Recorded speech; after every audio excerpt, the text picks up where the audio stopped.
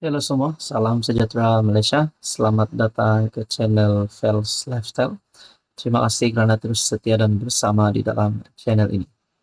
Tuan-tuan dan puan yang amat dihormati, ini satu kemenangan Anwar Ibrahim sebagai Perdana Menteri dan sebagai pemimpin kerajaan hari ini. Sudah pasti ramai yang mahu menumbangkan Anwar Ibrahim. Ada juga sampai mahu mengheret Anwar Ibrahim ke mahkamah, memaki hamun Perdana Menteri yang berkata Anwar Ibrahim tidak layak untuk jadi Perdana Menteri dan perlu membubarkan parlimen dan sebagainya. Banyak serangan diterima oleh Anwar Ibrahim, terutamanya musuh politik Anwar Ibrahim yang mahu Anwar dipecat, yang mahu Anwar tumbang. Tapi sebenarnya saudara-saudara, ini satu bukti Anwar selangkah lagi di depan, selangkah lagi di hadapan semua musuh politiknya ataupun musuh yang cuba untuk menumbangkan Anwar Ibrahim. Rasanya termasuk Mahathir, termasuk Muhyiddin, dan semua kepimpinan politik yang cuba untuk menjatuhkan Anwar. Ini satu kemenangan Anwar yang terbaru. Perkongsian daripada Malaysia kini bertarikh 8 Oktober, Anwar ditanggah ke-15 pemimpin Islam berpengaruh dunia. Perdana Menteri Anwar Ibrahim menduduki tempat ke-15 sebagai individu Islam paling berpengaruh di dunia berdasarkan edisi terbaru The Muslim 500, The World's 500 Most Influential Muslim 2025. Perkara itu dikongsikan Menteri Perumahan dan Kerajaan Tempatan Ngah Korming menerusi hantaran di aplikasi X yang mengucapkan tahniah kepada Perdana Menteri apabila berjaya menaikkan kedudukannya di tangga ke-15 berbanding ke-17 tahun lepas bagi kategori sama. Kejayaan ini menunjukkan satu teladan ketokohan dan kepimpinan yang inklusif untuk masyarakat berbilang kaum menurut Ngah dalam hantaran berkenaan. Saudara-saudara, ingin saya highlight di sini. Anwar Ibrahim yang berjaya menaikkan kedudukannya di tangga ke-15 berbanding ke-17 tahun lepas bagi kategori yang sama. Bermakna Anwar Ibrahim mendapat satu peningkatan, dan ini menjadi teladan kepada ramai orang, dan mungkin ini menunjukkan bahwa Anwar Ibrahim sebenarnya layak untuk terus menjadi Perdana Menteri. Mungkin berpenggal-penggal lagi, dan sekaligus ini satu lagi berita buruk untuk musuh politik Anwar Ibrahim. Mungkin dah boleh ucap selamat tinggal kepada mereka.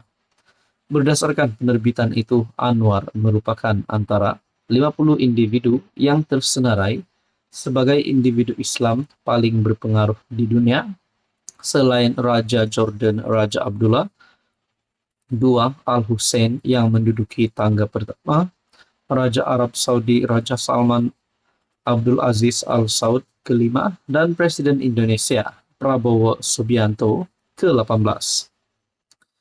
The Royal Islamic Strategic Studies Center yang menerbitkan buku itu juga berkata, Anwar berada di tangga ke-9 bagi kategori pemimpin dan ahli politik Islam berpengaruh dunia, mengatasi Prabowo ke-10 dan Presiden Mesir Abdel Fattah Said Al-Sisi ke-11. Penilaian ke atas mereka dibuat berdasarkan pengaruh masing-masing dalam membuat perubahan dari segi budaya, ideologi, keuangan, politik, dan lain-lain ke atas komuniti Islam dan juga di peringkat antarabangsa. Dalam pengenalan ringkas mengenai Anwar, penerbitan itu menyatakan Perdana Menteri lantang mengenai perjuangan rakyat Palestin dalam menghadapi kekejaman Israel. Anwar Ibrahim telah menjadi penyokong lantang hak Palestin untuk menentang pendudukan. Pertemuannya dengan pegawai Hamas, termasuk pemimpin Hamas yang dibunuh, Allahyarham Ismail Haniyeh, telah mendapat kritikan daripada Amerika Syarikat. Siaran media sosialnya yang menyampaikan ucapan takziah selepas pembunuhan Ismail Haniyeh telah diturunkan yang mendorongnya untuk berkata, biar ini menjadi message yang jelas dan tidak berbelah bagi kepada Meta. Hentikan sikap pengecut ini dan berhenti bertindak sebagai instrumen rejim Zionis Israel yang menindas menurut penerbitan itu. Halo semua, salam sejahtera Malaysia. Tuan dan Puan yang amat dihormati.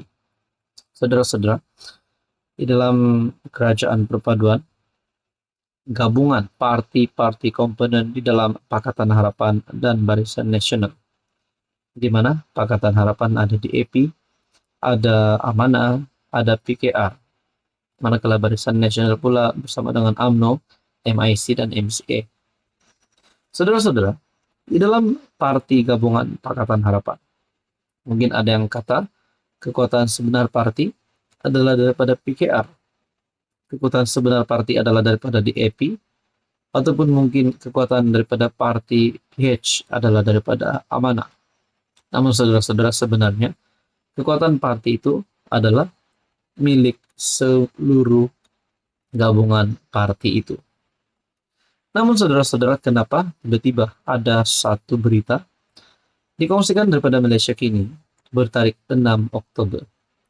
DAP tak pernah mengemis jawatan dalam kerajaan Johor, kata Anthony Locke.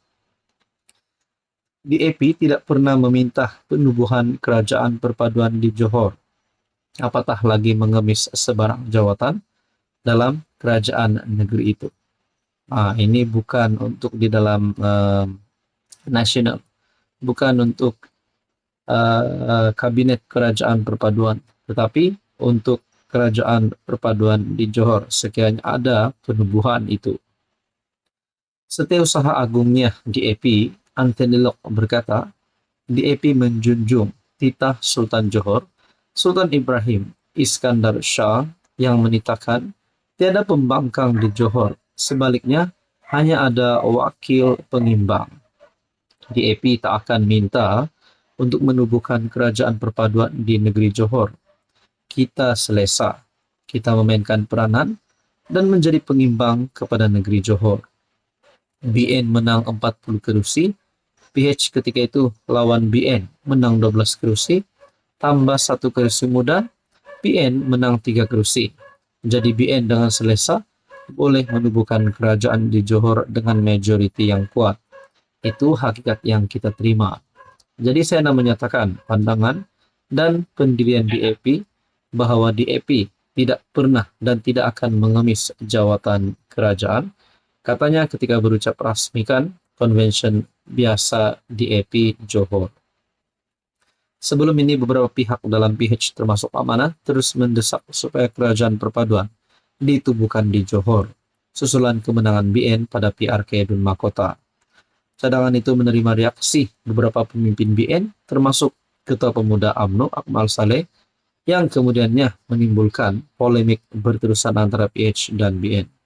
Mengulas lanjut, Locke berkata, polemik kononnya PH Johor mahu kerajaan perpaduan ditubuhkan perlu dihentikan. Tuan-tuan berkaitan dengan ini, apa komen Anda?